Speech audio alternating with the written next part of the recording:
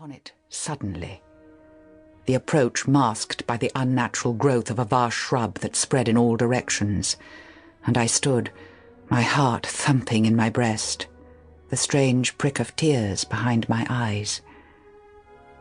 There was Manderley, our Manderley, secretive and silent as it had always been, the grey stone shining in the moonlight of my dream, the mullioned windows reflecting the green lawns and the terrace.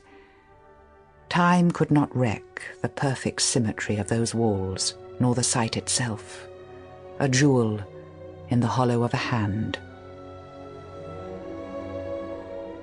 The terrace sloped to the lawns, and the lawns stretched to the sea, and turning I could see the sheet of silver, placid under the moon, like a lake undisturbed by wind or storm.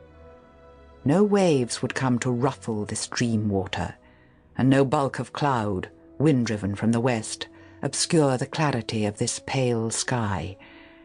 I turned again to the house, and though it stood inviolate, untouched, as though we ourselves had left but yesterday, I saw that the garden had obeyed the jungle law, even as the woods had done.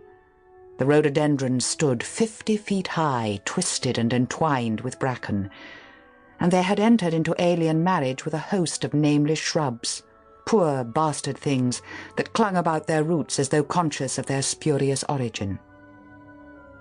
A lilac had mated with a copper beech, and to bind them yet more closely to one another, the malevolent ivy, always an enemy to grace, had thrown her tendrils about the pair and made them prisoners.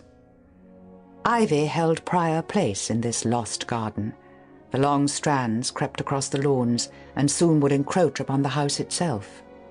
There was another plant, too, some half-breed from the woods, whose seed had been scattered long ago beneath the trees and then forgotten, and now, marching in unison with the ivy, thrust its ugly form like a giant rhubarb towards the soft grass where the daffodils had blown.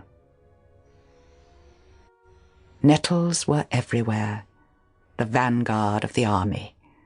They choked the terrace, they sprawled about the paths, they leant, vulgar and lanky, against the very windows of the house. They made indifferent sentinels, for in many places their ranks had been broken by the rhubarb plant, and they lay with crumpled heads and listless stems, making a pathway for the rabbits. I left the drive and went on to the terrace, for the nettles were no barrier to me, a dreamer. I walked, enchanted, and nothing held me back. Moonlight can play odd tricks upon the fancy, even upon a dreamer's fancy. As I stood there, hushed and still, I could swear that the house was not an empty shell, but lived and breathed as it had lived before. Light came from the windows, the curtains blew softly in the night air, and there, in the library, the door would stand half open as we had left it, with my handkerchief on the table beside the bowl of autumn roses. The room would bear witness to our presence, the little heap of library books marked ready to return, and the discarded copy of The Times. Ashtrays with the stub of a cigarette, cushions with the imprint of our heads upon them, lolling in the chairs, the charred embers of our log fire still smouldering against the morning.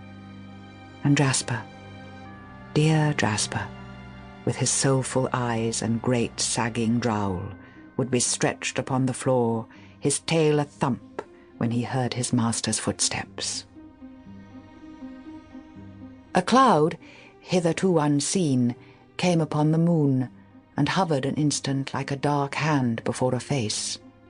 The illusion went with it, and the lights in the windows were extinguished. I looked upon the desolate shell, soulless at last, unhaunted, with no whisper of the past about its staring walls. The house was a sepulchre.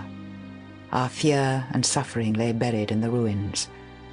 There would be no resurrection. When I thought of Manderley in my waking hours, I would not be bitter.